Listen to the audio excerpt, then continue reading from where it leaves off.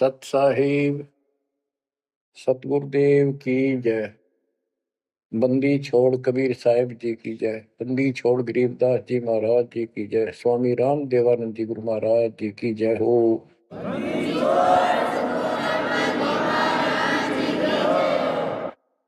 सर्व संतों की जय, सर्व भक्तों की जय, धर्मी पुरुषों की जय। श्री काशी धाम की जय, श्री सुडानी धाम की जय, श्री क्रोथा धाम की जय, श्री बरवाड़ा धाम की जय। सत साहिब परम पिता परमात्मा कबीर जी की सीम कृपा से बच्चों आपको सूक्ष्म वेद का ज्ञान प्राप्त है। आप सूक्ष्म वेद बांच रहे हो, सूक्ष्म वेद सुन रहे हो, पढ़ रहे हो। ऋग यजु है श्याम अथर्व, चारों वेद चितभंगी रे। सूक्ष्म वेद बांच साहेब का, सोहंसा सतसंगी रे। सूक्ष्म वेद बांच साहेब का, सोहंसा सतसंगी रे। तीन लोक और भवन चतुर्दश, कोई नहीं सत्संगी। बच्चों ये बातें यदि आप पहले सुनते, आपको यह सब प्रमाण, ये संपूर्ण ज्ञान प्राप्त ना होता, तो आपका माथा ठनका हो, आपके मन में सौ दोष दास के प्रति आते कि ये पता नहीं क्या बकवास करता है, क्या किसी को भी ज्ञान नहीं। यही शंका आदरणीय धर्मदास साहिब जी के मन में आई थी संत जी के, कि भाई ये चंदा बाबा ऐसी बातें बता रहा है, तो कोई ना कोई हमारे हिंदू धर्म में भी इन बातों को जानने वाला उससे मिलेगा, क्योंकि शास्त्र हमारे। उसके बाद वो अपने गुरुजी के पास गया। गुरुजी तो रूपदास जी ने कह दिया, भाई मैं जितनी जानू था बेटा, मैंने तेरे से कुछ नहीं छुपाया। जिस तरह के प्रश्न आप कर रहे हो, इनका उत्तर मेरे पास नहीं है, और जिसने तुझे ये ज्ञान दिया है उसी के पास जा, उसी से समाधान पूछ।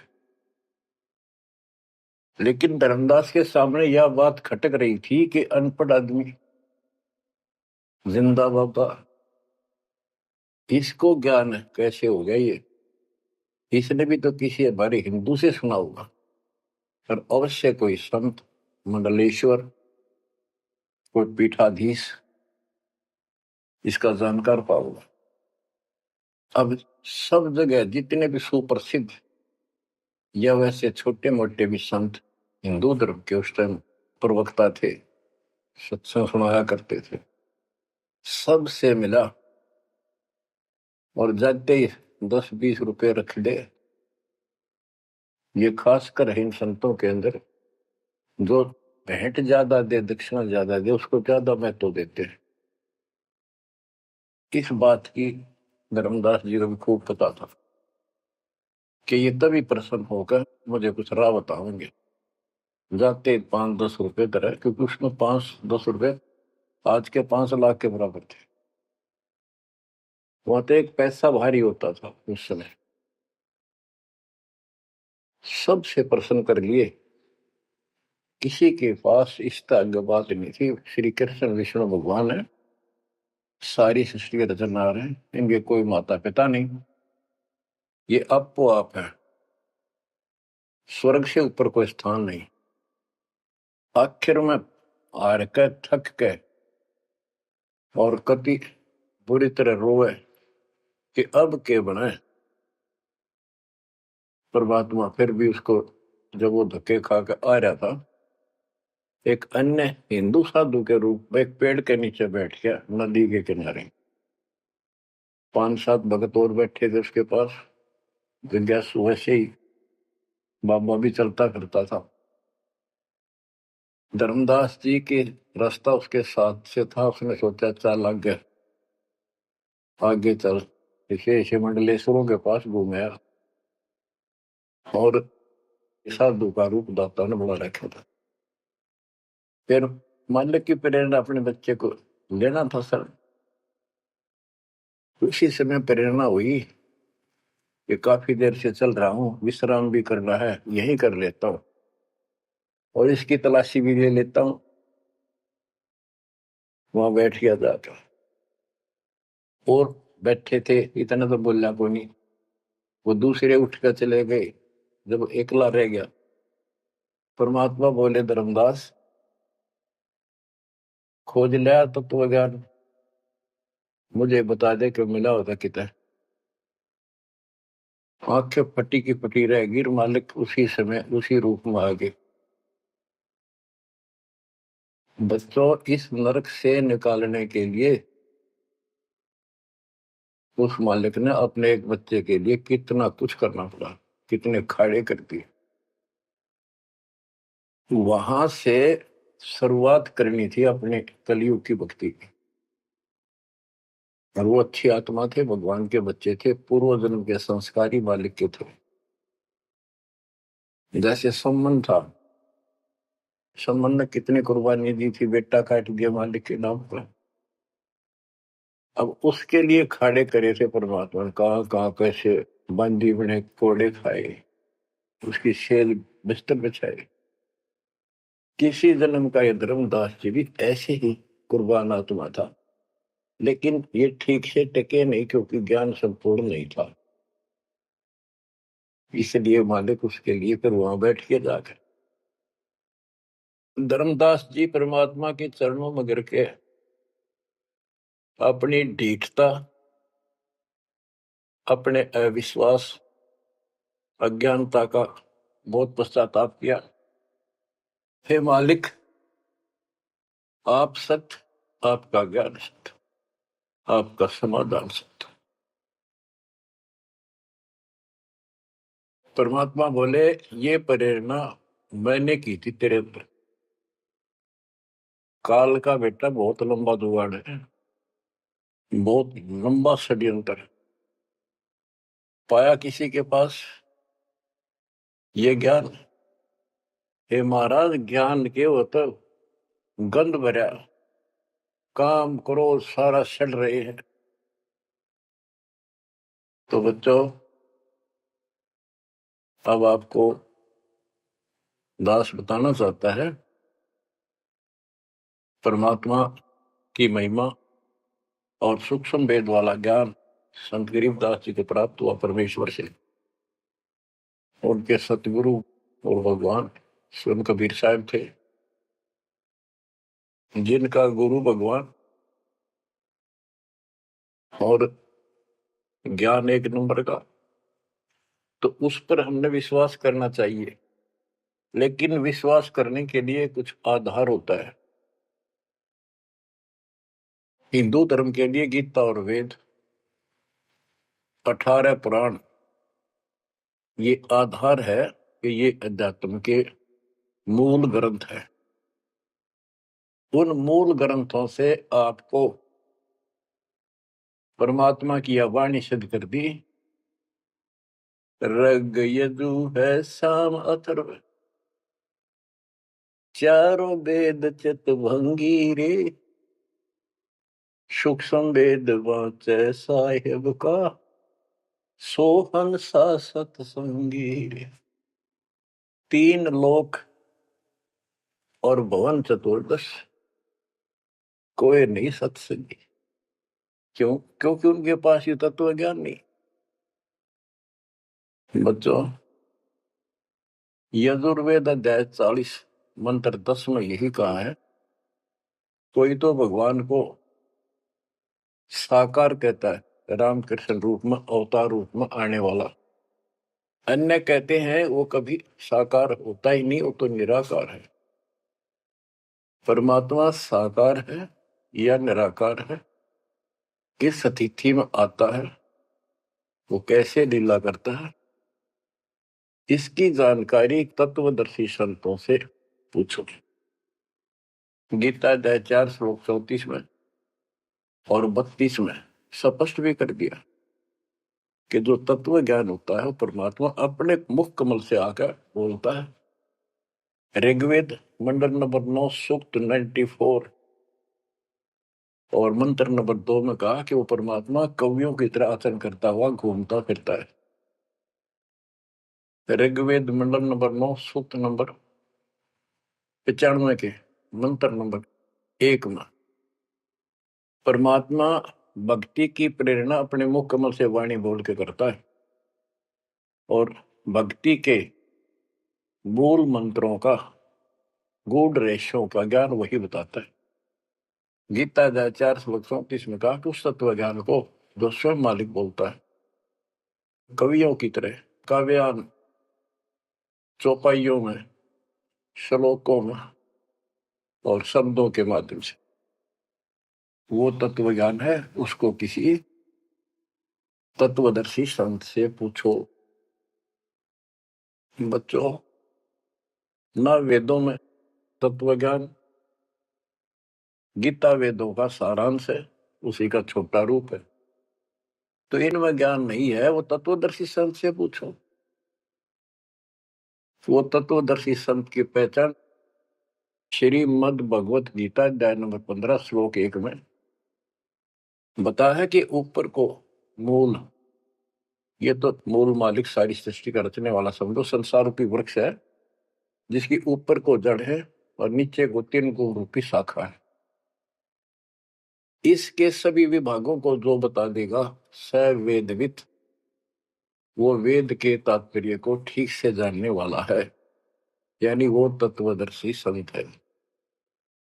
धर्मदास जी और गरीबदास जी के सतगुरु ने बताया, कबीर अक्सर पुरुष एक पेड़ जो जमीन से बाहर दिखाई देता उसको पेड़ बोलते हैं, पेड़ा तना। गरीब अक्सर पुरुष एक पेड़ है, निरंजन व की डार और तीनों देवा शाखा है, ये पातुल संसार। फिर स्पष्ट कर दिया कबीर एक के साध्य सब सदर, सब साध्य सबता माली सींचे मूल को फल फूल अगा। सभी पार्ट्स ऑफ द ट्री, वृक्ष के सभी विभाग बता दिए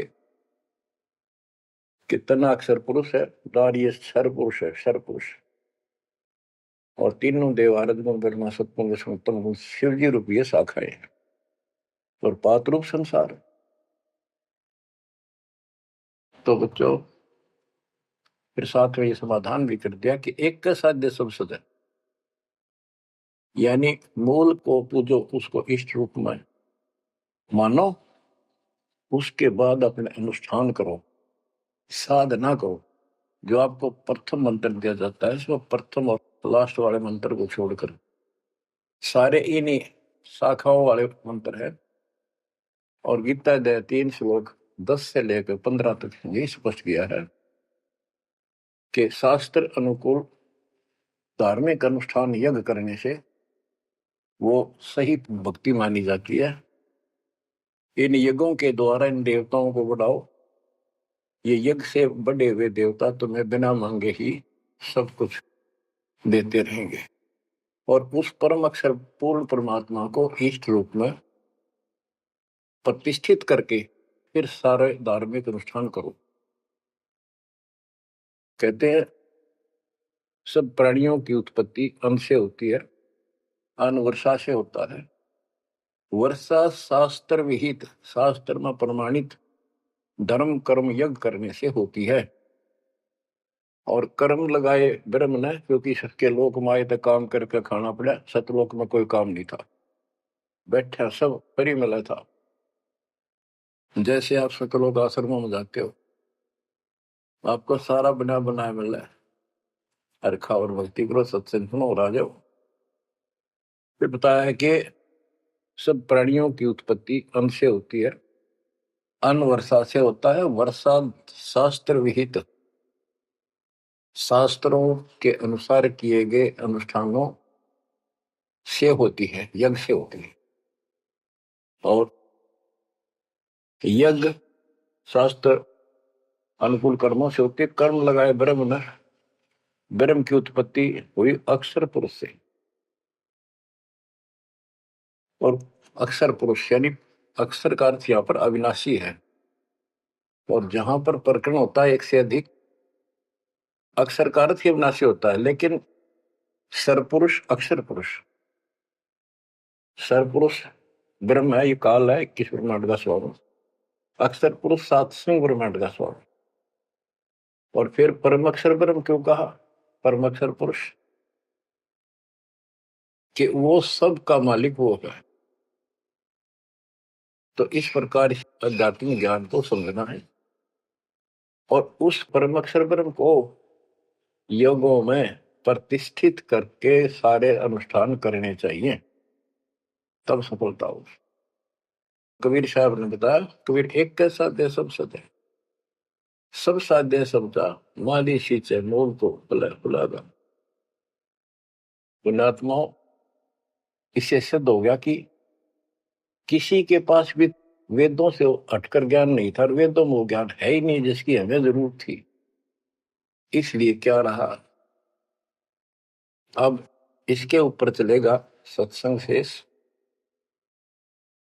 संत गरीबदास जी की अमर वाणी, अथ कथनी बिना करनी का होगा। इसमें से कुछ वाणी सुनाएगा दास। जैसे आपको बताया गया कि काशी विद्यापीठ पट ब्राह्मण आते थे, उनको विद्वान माना जाता था, उनकी दुकान बढ़िया चला करती थी यहाँ भोले समाज में। तो गरीबदास जी उस पढ़ाई के बारे में कहते हैं जो वो पढ़ा करते हैं, केवल लोगों को ठगने के लिए। गरीब पढ़ना गुणना चातुरी, यह तो बात सुगम, सत सुकृत और बंदगी, या है बात अगम। के गीता वेद पुराण पढ़े लिए, चतुरता दिखा दी, बड़े बड़े लेक्चर झाड़ दिए, ये तो बहुत आसान है। लेकिन सत सुकृत, सच्ची भक्ति, सच्चे अच्छे कर्म और भक्ति, सच्ची भक्ति, बंदगी, प्रणाम, बंदगी के अंदर वजह सारा कुछ आ जाता, भक्ति भी आ जाती है, मंत्र भी आ जाते हैं, प्रणाम भी आता। कई बार विशेष तौर पर बंदगी प्रणाम को बोलते हैं, बंदगी प्रार्थना भी कही जाती है। फिर बताते हैं कि सत्य सुकृत अच्छे कर्म और बंदगी, परमात्मा की स्तुति नमस्कार प्रणाम भक्ति सच्चे ढंग से पूरे गुरु से प्राप्त करके तत्व ज्ञान के आधार से करना, यह है बात अगम। ये ऊंची बात है, आगे की है, बहुत सबसे आगे की, सबसे श्रेष्ठ। गिर पढ़ना गुनना रोग है, उलझे दुनिया माही, 52 अक्षर में बंद रहे, आगे की सुध नाही। संस्कृत भाषा के 52 अक्षर बताए, इसको इसलिए सीधा अर्थ कहते हैं जो संस्कृत से सीमित है, इन ग्रंथों तक सीमित है, इनमें वो ज्ञान है नहीं। ये उलझे दुनिया में, ये 184 के चक्कर में रह गए। गरीब पढ़े गुणे पावे नहीं, अनपढ़ने से न्यार, अनकोचर छंद है कैसे पावे पार। कहते पढ़े गुणे पावे नहीं, अनपढ़ने से न्यार, यानी जो चतुरता दिखाने के लिए पढ़ते हैं वो कभी नहीं परमात्मा प्राप्त कर सकते, ना वो ज्ञान मिले। अनपढ़ने से न्यार, के बिना पढ़े भी बात नहीं बने। अब जैसे आप अक्षर ज्ञान प्राप्त कर रहे हो, आप भले ही अपनी रोजी रोटी के लिए कर रहे हो, लेकिन अब इस पढ़ने से आपको अपने मूल ग्रंथ समझ में आ जाएंगे। ये सूक्ष्म वेद है, इसके अंदर जो गूढ़ रहस्य है वो अन्य वेदों से भी उत्तम और गहरे हैं। इसमें कह दिया पढ़े गुणे पावे नहीं, यह पढ़ाई है वो तो मूर्ख बनाने की। अनपढ़ने से ना, जो नहीं पढ़े वो भी दूर रहेंगे। हमारे को अक्षर ज्ञान नहीं था, इसलिए हम इन चतुर लोगों की बातों में फंसे रहे। गरीब वेद कथें चित चूक है, मन में मान मरोड़, कहने मात्र के तो पंडिता, ये होते लिखे ढोर। कि इन वेदों के पढ़ने मात्र से कुछ भी हासिल नहीं होना, क्योंकि वो ज्ञान है ही नहीं जी। अपने को जरूरत है मोक्ष प्राप्त हो, और वो ज्ञान मालिक प्रत्येक युग में आकर बोलते हैं, पर कदर नहीं बनी। गरीब वेद कथे चित चूक है, मन में मान मरोड़, अहंकार, और कहने मात्र के तो पंडित हैं, ये वो दिल्ली के ढोल के 84 लाख योनियों में जाएंगे। अब जैसे एक बहुत ही अच्छा उदाहरण दिया संत गरीबदास जी ने, बच्चों ये गाना बजाना समय के अनुसार शब्द भी सुनाए जाते हैं, और ये कड़वी गोली भी खिलाई जाएगी, तब ये रोग कटेगा। सारा ट्रीटमेंट कंप्लीट करना पड़ता है। अब ध्यान से सुनो। पुराने समय में तिलों से तेल निकाला जाता था। वो व्यक्ति जो काम ये करते थे उनको तेली बोलते थे। वो एक कोल्लू लगाते थे। वो कोल्लू एक मशीन होती है जिसमें 3-4 गिरारी सी होती, मोटी मोटी भारी भारी, और उसके ऊपर एक ऐसा पात्र लगा होता है जिसमें नीचे सुराख होता है, और उसमें सरसों डाल दी, तिल डाल दिए, तो धीरे धीरे नीचे जाता रहता। कोल्लू चलता है एक लंबा लकड़, कम से कम भी 15-20 फुट लंबा। उस कोल्लू को चलाने के लिए एक लंबा लकड़ फंसा के, और उस लकड़ को पाट बोल उसमें लाठ पाट, उसको बैल से चलाया जाता था। और वो बैल उस लकड़ की जितनी लंबाई होती है उसके में ही सर्कल में घूमना होता था उसको। वो सर्कल होता था, उसके एक सर्कल में घूमता था, सेम कति फिक्स्ड होता था उसका डायमीटर। उसी परिधि में वो बैल घूमता रहता था, और उधर से कोल्लू चलने से तेल निकलता। उस कोल्लू को चलाने के लिए एक बैल का प्रयोग किया जाता था। वो उस लकड़ लंबे लठ 15-20 फुट 25 फुट लंबे लठ के एंड पे लास्ट में एक कुंडा डाल कर उसमें रस्सा बांध कर, और उस बैल के दोनों तरफ कंधे से बांध दिए जाते थे रस्से, और उसको चलाया जाता था। तब वो कोल्लू घूमता था, और उसमें डाले हुए सरसों या तिल, उनका तेल निकलकर बाहर आता था। वो तेली कहलाता था, और उसको खींचने वाला तेली का बैल का है। उस बैल के आंखों पर पट्टी बांध दिया करते थे, और एक आदमी उसके पीछे होकर 2-3 बार उसका लठ मारता जोर के, और वो बहुत तेज चलता। तो फिर उसको ये भय हो जाता कि लठ तेरे पीछे पीछे है। वो अपने आप स्पीड में रहता था, और इस तरह वो कोल्हू सारा दिन चलता था। बीच में थोड़ी बहुत देर पानी पिला दिया, चारा खिला दिया, फिर जोड़ दिया जाता। तो उसका केवल सीमित दायरा था, उससे 12 कदम भी नहीं जा सकता था वो। अब इसके ऊपर ये कुछ वाणियां आपको समझाने के लिए बताना पड़ा। इतना गजब का ज्ञान दिया इसने, 100 का 100 सत्य है।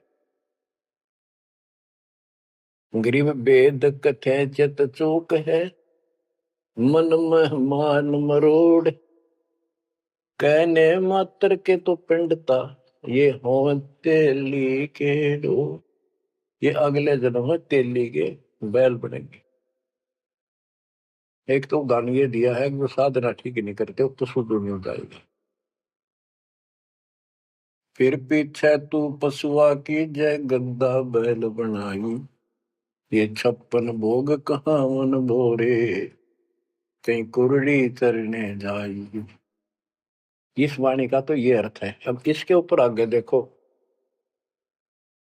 गरीब आंख बंद है दिखे नहीं, चल मारो मार तेली के तो बैल को घर ही कोस हजार। के आंख बांध दी बैल की और उधरता चालो मारो मार, वो सपेटते चलता रहता।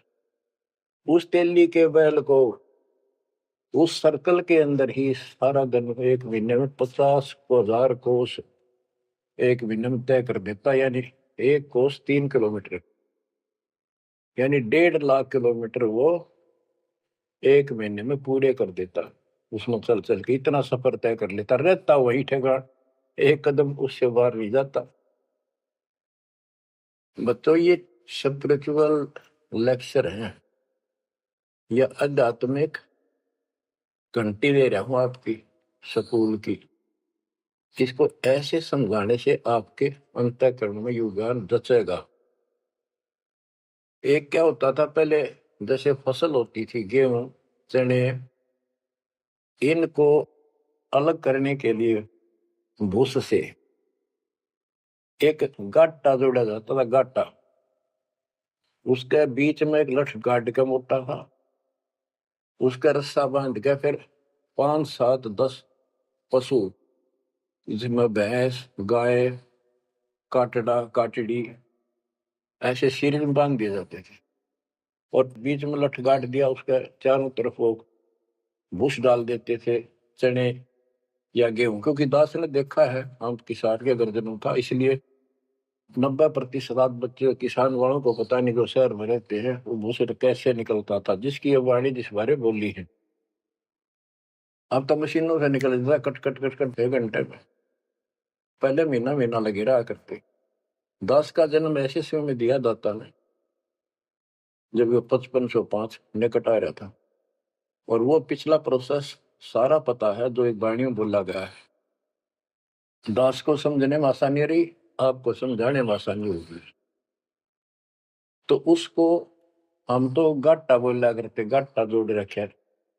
वो सारे पशु एक लाइन में चलते रहते, चारों तरफ घूमते, जैसे तेली का बैल घुमा करता। ये उस फसल को काटने के लिए उनके पैरों के नीचे वो फसल कट जाती, छोटा छोटा तूड़ा भूस बन जाता। फिर उससे गेहूं चने अलग कर लेते और भूस अलग हो जाता। उसको गाटा बोला करे। और पलवल साइड इधर फरीदाबाद साइड में उसको धाए बोलते थे, धाए। धाए यानी पशुओं का एक समूह, एक से एक गले का रस्सा बांध दिया जाता था। वो बाहर नहीं जा सकते, अंदर आ नहीं सकते, क्योंकि एक दूसरे को धक्का नहीं दे सकते। वो एक लाइन में चलते थे चारों तरफ सर्कल में।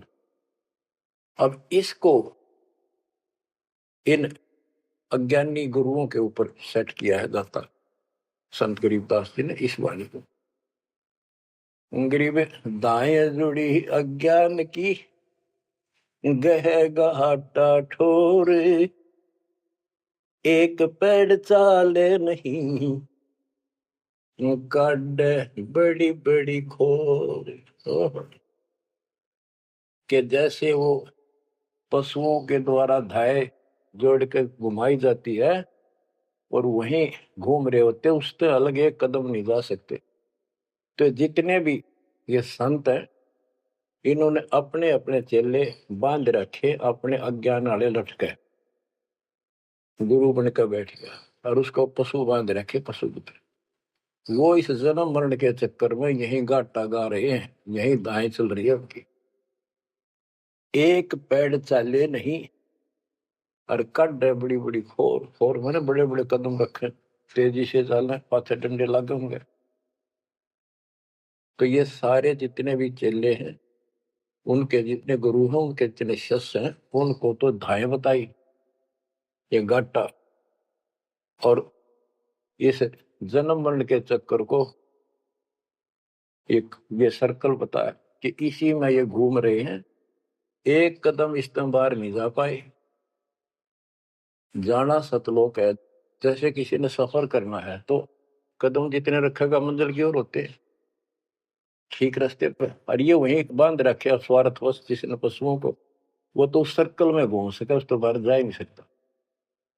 गरीब दाएं जुड़ी अज्ञान की गह गहाटा ठोरे, एक पेड़ चाले नहीं, काट बड़ी बड़ी खोर।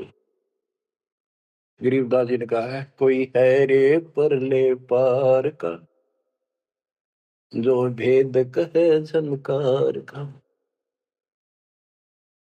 वारई गोरख वारई दत्त, यानी ये सब वार द्रु प्रहलाद अर्थ, वार ही सारे ब्रह्मा भी वार, ये भी वार सारे, ब्रह्मा विष्णु महेश यही पर, दुर्वासा वार, ये गह गाटा ठोर। गरीब चार वेद सठ शास्त्र, पढ़े 18 पुराण, सतगुर पूरा मिला नहीं, पंडित हो सी सवान। ओह, कबीर साहब कहते हैं, गुरु बिन काहू न पाया ज्ञाना, जो तो था वो छड़े किसाना। गुरु बिन वेद पढ़े जो प्राणी, समझ अनुसार रहे ज्ञानी। बच्चों, एक तो होती है मान बढ़ाई अहंकार, और एक सच्चाई जो होती है वह मान बढ़ाई नहीं कहलाती। जैसे दास कह रहा है, और जब आपको भी समझ आ गई है, स्पष्ट हो गया, आपको पता लग गया है कि गुरु बिन वेद पढ़े जो प्राणी, समझे ना सार रहे अज्ञात। वेद पढ़े पर वेद न जाने, ये वाचे पुराण 18, और पत्थर की पूजा करे। भूल गए सिद्धिदारा, श्राद्ध निकलवावे, पितर पुजवावे। क्या इन्हें वेद पढ़े, क्या इनको गुरु मिला? जय सतगुरु की संगत करते, ये सकल कर्म कट जाए, ये कोई झंझट नहीं करना पड़ता। अमरपुरी पर आसन होते सतलोक में, जहाँ कोई कष्ट नहीं, जहाँ दुख ना चाहे। तो दास ये कहे कि या तो भगवान कबीर साहब मेरे गुरु भगवान और गरीबदास, और चौथा दास, इनके अतिरिक्त, वर्तमान में दास के अतिरिक्त विश्व में किसी के पास ना वेद ज्ञान, ना गीता ज्ञान, ना कुरान और बाइबल ज्ञान, किसी को किसी प्रकार का ठीक ज्ञान नहीं। इसको कोई कहे ये मान बढ़ाई करता है, उसकी अपनी समझ है, अपनी सोच है, लेकिन यह 100% सच्चाई है। जैसे 2000 के नोट पर, या 1000 के नोट पर, 500 के नोट पर यह लिखा है कि मैं धारक को 500 रुपए देने का वायदा करता हूं, तो क्या उसने मान बढ़ाई कर रखी है कि ये नोट अपनी बढ़ाई करता है, छाती पे लिखवा रहा है? वो सच्चाई है, वो लिखना भी जरूरी है। तो दास को ये बताना भी आवश्यक है कि दास के अतिरिक्त विश्व में किसी के पास ज्यादा तम ज्ञान नहीं है। ना वेद ज्ञान ठीक है, ना गीता ज्ञान ठीक है, ना पुराणों को जानते, ना पुराण वाले कुरान को ठीक से सुनो, नहीं बाइबल वाले बाइबल को ठीक से सुनो। अंग्रेज 4 वेद सठ शास्त्र, पढ़े 18 पुराण, सतगुरु पूरा मिला नहीं, पंडित हो शीशवान। अंग्रेज 4 वेद सठ शास्त्र, पढ़े 18 बोध, खसम बांझ के होते है, पर बेटा नाही गोद। एक अजब गजब उदाहरण दिया है कि इन 4 वेद और 18 पुराणों को पढ़ने से तो ऐसी दशा है, ये दिखे पंडित गुरु शिष्य दोनों हैं, गुरु भी हैं, उनके शिष्यों की कमी नहीं, लेकिन बांध स्त्री का संतान नहीं होती, उसका पति भी होता है। इसी प्रकार इनके गुरु भी है, ये शिष्य भी है, इनमें भक्ति रूपी लाल बनेगा नहीं। बच्चों, एक एक बात कहीं नहीं सकता, लाख टके की है, अरब टके की। गरीब भावे 100 करोड़ गीता पढ़ो, 100 करोड़ भागवत, बिना सतनाम व्यर्थ है, बचे काल न मोत। गरीब घृत अग्नि में डाल कर, पंडित कर है होम। सुर वासना जात है, क्या करत है होम। गरीब सुमरण सेवा बंद की, सब कोई जानत खूब। बिन सतगुर क्यों पाइए, कबीर से महबूब। ओए होए। के ये पंडित लोग हवन करते हैं, इसका क्या लाभ है कि देवताओं तक इसकी वासना जाती है, स्मेल, गुड स्मेल जाती है, और जिसके वश होकर वो हमें यहाँ राहत देते हैं। तो ये तो हमें सिर्फ हमारी इस भक्ति में एक सहयोगी है, एक आइटम है हवन यज्ञ। हमने पांचों करनी पड़ेंगी तब तो ज्यादा लाभ होता है। किसी रोग का ट्रीटमेंट पूरा ही करने से बात नहीं। गरीब सुमन सेवा बंदगी, सब कोई जानत खूब। अब भक्ति भी करनी चाहिए, सुमन भी करना चाहिए, पर कहते बिन सतगुरु क्यों पाइए। ओए, सतगुरु के बिना कैसे मिलेगा वो कबीर से महबूब। वो भगवान कबीर से प्रिया, तुम प्रिय भगवान हमारे कैसे पाओगे। ये दूसरे संत बनावटी इतने गजब के हो जाएंगे, क्या बात। सिर पर उस्तरा करा लिया, माथे पर 3 तिलक, माला 4-5 डाल ली, लाल भगवा वस्त्र धारण कर लिए, और बैठ जाते हैं कतिया करके। गरीबदास जी कहते हैं, गरीब कोरा कलश कुम्हार का, ऊपर चित्र अनूप। वस्तु नीति समझ है, जैसे जलवन को। ऊपर तो ढूंढा साध का, अंतर रख्या खो। ऊपर तो साधु दिखे गजब का, बनावटी सी जबरदस्त, जैसे कुम्हार का, यानी कोरा कलश कुम्हार से लाए, उसके ऊपर कितनी अच्छी चित्रकारी होती है, उसमें जल है, नीचे चट है उस चित्रकारी में। ऊपर का दिखा क्रमिया जो संत ऐसा है जिसके पास यथार्थ ज्ञान नहीं है, वो तो ऐसा है जैसे कोरा कलश कुम्हार का, ऊपर चित्र अनूप। वस्तु नीतिस्मद है, जिसके लिए लाए तो जल है नहीं मीठा। और जैसे जल बिन कुआं, जैसे कुआं बिना पानी का के काम। गिरी 500 मुद्रा पिंड में, आग बुजुर्ग शरीर। 52 गंडे गंग है, खेवट जहां कभी। कहते ये शरीर, स्थूल शरीर में 5 मुद्रा है, उनमनी खेचरी भूतरी चाचरी आदि। और इससे आगे बदर शरीर है, सूक्ष्म शरीर और है। कहते उससे पार करने के लिए सतगुरु कबीर साहब का सच्चा गुरु मिलेगा जो बात बनेगी। गरीब नाम सार है निर्मला, सार नाम ये निर्मल है। पाक नूर निर्वाण, दास गरीब कबीर को भक्ति दी है दान। बच्चों, ये अमृत वचन है, बहुत गूढ़ और गहरे है, और आपके लिए जैसे गीता उंगलियां पर उठवा दी, वेदों का सार निकाल के आपके समझ रख दिया। छोटे छोटे बच्चे समझ रहे इस बात को, जो 3री-4थी कक्षा में पढ़ रहे, और जो इन काशी विद्यापीठ में पढ़ने वालों के आज तक समझ नहीं आई।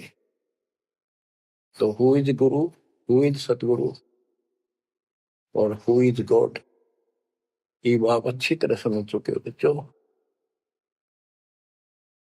परमात्मा आपको इतना दृढ़ कर दे, जैसे सम्मन की और सेऊ थे, आप इतने दृढ़ हो जाओ। गरीब महिमा की जय संत की, तन मन धन सब दे, सिर मांगे टाला नहीं, मोर ध्वज लग ले। यानी ऐसी परिस्थिति परमात्मा के प्रति, किसी परिस्थिति ऐसी आ जाती है तो मालिक से दूर नहीं हो, कितनी ही कठिन परिस्थितियों से गुजरना पड़े। आज हम थोड़े से कष्ट को देखकर भगवान से दूर हो गए, फिर अगले जन्म में क्या होगा? फिर पीछे तू पशुआ की जय गद्दा बैल बनाई, ये 56 भोग कहाँ मन भोरे, कहीं कुरड़ी चरने जाई। आज कोई ना कोई बहाना काल कर देगा सत्संग से उठने का, आलस कर देगा, कोई काम अड़ा देगा, या वैसे आत्मा किसी पाप के कारण रोगी हो जाती है तो अरुचि बन जाती है सत्संग सुनने में या सुमरण करने में, दान की इच्छा समाप्त होती चली जाती है, सेवा में रुचि नहीं रहती। तो उस समय के लिए ये याद रखो, आज हम मानव हैं, अपनी मर्जी से कितने आलस कर लें और कितने भगवान से दूर हो जाए, स्वतंत्र है। और कल को गधे बन गए, बैल बन गए, नाक में नाथ गल जाएगी, या 2.5 मन का कमर के ऊपर एक थैला होगा गधे के, तो आलस तो उसमें भी होगा। मन तो यही है। कई कहते हैं मेरे से नहीं होती सेवा, चलो कोई बात नहीं, सेवा तो करनी चाहिए, सेवा से दूर नहीं होना चाहिए। तो मन तो वहां भी दुखी करेगा, गधा बने पास से भी सोचेगा कि पटक दूं बोरे ने, घेर दूं, डाल दूं। एक आदि पर गधा ऐसा भी कर देता है, फिर उस पर ज्यादा भार लादा जाता है और लठ भी पड़ते हैं, फिर वो सीधा चलता है। इसलिए इस मन पापी को आत्मा यही समझा सुड़ डाले, दाता से दूर ना हो। इस संसार में सुख नाम की चीज नहीं है। यदि सुख होगा, या जो नकली सुख भी अगर चाहिए तुम्हें यहाँ का, तो इस दाता के चरणों में मिलेगा, रहोगे तो मिलेगा। इससे दूर होकर कुछ दिन जो ये समय आप भक्ति कर चुके हो, सच्ची मर्यादा में रह गए, वो आपकी बैटरी सी चार्ज होगी जैसे इन्वर्टर की हो जाती है, और फिर चार्जर हट गया, वो बैटरी फिर भी काम करती रहेगी और ऐसा लगेगा कि बिल्कुल सब कुछ ठीक ठाक है, कोई फर्क नहीं पड़ा, चार्जर भी हटा दिया। जब तक वो संग रह सकती है, एनर्जी है बैटरी में, वो काम पूरा करेगी। जब वो एनर्जी खत्म हो जाएगी, आगे संग्रह हो नहीं रही, तो एकदम ही वो सब सुविधा बंद हो जाएगी, पंखा भी बंद, बल्ब भी बंद, और भी कार्य कर रहे होंगे, कंप्यूटर भी बंद, फिर बहुत देर हो चुकी होगी। इसलिए इन सब बातों को ध्यान रखो, याद रखो। मुश्किल से दाव लगा 7.5 अरब आबादी में से आप ये थोड़ी सी आत्मा परमात्मा की शरण प्राप्त कर पाए हो, तो बच्चों परमात्मा आपको मोक्ष दे, अपने चरणों में रखे, आपकी तरफ बढ़े, कुर्बान हो जाओ, सत्संग सुना करो ढंग से। देख परमात्मा ने कहां से कृपा कर रखी है, आंख खोल लो ना, जो फूक निकली और कोई नहीं पूछेगा, धक्के खाते करो कि कुत्ते को देखोगे। परमात्मा साथ इसलिए होगा कि हमारे और कामों में विशद करेगा, इसलिए मालिक पर ज्यादा ध्यान दो, काम करो, काम न को मना करें, उस काम में बरकत भी आप मिलेंगे। दाता आपको मोक्ष दे, सदा सुखी रखे, सत्साई।